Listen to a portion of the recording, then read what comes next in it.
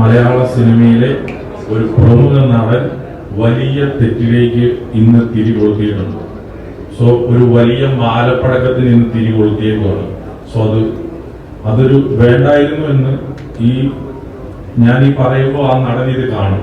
പക്ഷെ ആ നടൻ ചെയ്തത് വലിയ തെറ്റാണ് എന്ന് ഞാൻ ഓർമ്മിപ്പിക്കുകയാണ്. ഇനിയും ആ തെറ്റ് തുടരരുത്, ആവർത്തിക്കരുത്. കാരണം അങ്ങനെ തുടർന്നു കഴിഞ്ഞു കഴിഞ്ഞാൽ അത് പല വലിയ പ്രശ്നങ്ങൾക്കും കാരണമായി മാറുമെന്നും അറിയിക്കുന്നു. ഒരാൾ കുറ്റാരോപിതൻ മാത്രമായിരിക്കുമെന്ന് ഞാൻ വിശ്വസിക്കുന്നു.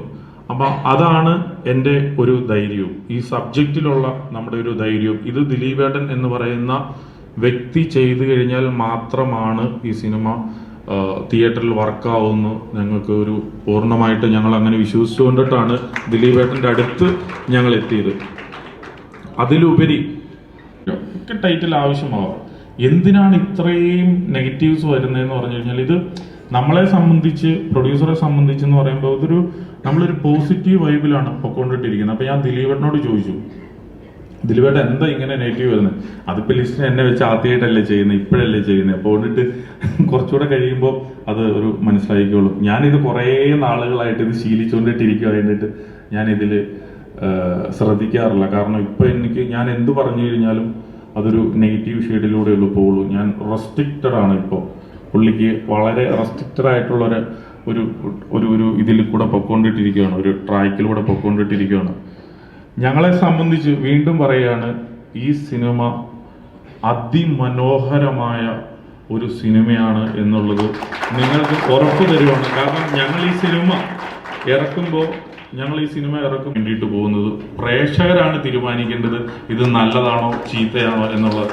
അപ്പോൾ എല്ലാ സിനിമകളും നമ്മൾ ഇറക്കുമ്പോൾ പ്രേക്ഷകരുടെ അടുത്താണെങ്കിലും ഈ സിനിമ ഞങ്ങൾ ഇതിൻ്റെ ഒരു തുടക്കം മുതൽ ഇത് പ്രേക്ഷകരെ വിശ്വസിച്ചുകൊണ്ടിട്ടാണ്. എപ്പോഴും നമുക്കെപ്പോഴും ചലഞ്ച് എടുക്കുന്നതിലാണ് നമുക്ക് കൂടുതൽ താല്പര്യം.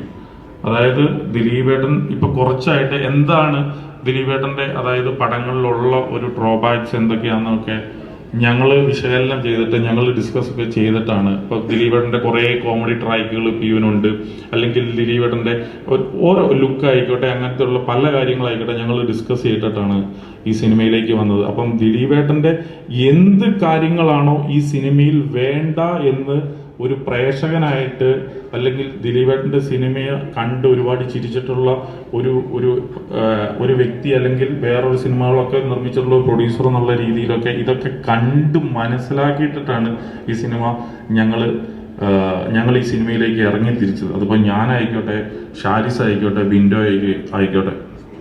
അപ്പം ഈ സിനിമ ഞങ്ങൾ ഭയങ്കരമായിട്ടുള്ള അവകാശവാദങ്ങളൊന്നുമില്ല. ഈ സിനിമ ഭയങ്കര ഹിറ്റടിക്കും, ഒരു വേറിട്ട സിനിമയായിരിക്കും അങ്ങനെയൊന്നും നമ്മൾ അവകാശപ്പെടുന്നില്ല. പക്ഷെ ഈ സിനിമ 100% നിരുത്സാഹപ്പെടുത്തത്തില്ല എന്നുള്ള ഒരു തോന്നൽ മാത്രമാണ് ഞങ്ങൾക്ക് ഈ സിനിമയായിട്ട് ബന്ധപ്പെട്ടുള്ളത്.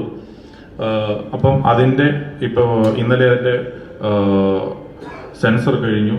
അപ്പോൾ നല്ലൊരു സിനിമയാണെന്ന് അവർ പറഞ്ഞിട്ടുണ്ട്. അവരെല്ലാ സിനിമയും നല്ല സിനിമയാണെന്ന് പറയും. പക്ഷേ ഒരു ക്ലീൻ യു സർട്ടിഫിക്കറ്റ് കിട്ടിയിട്ടുണ്ട്. അതായത് ഒരു പക്ക ഫാമിലി സിനിമയാണ്.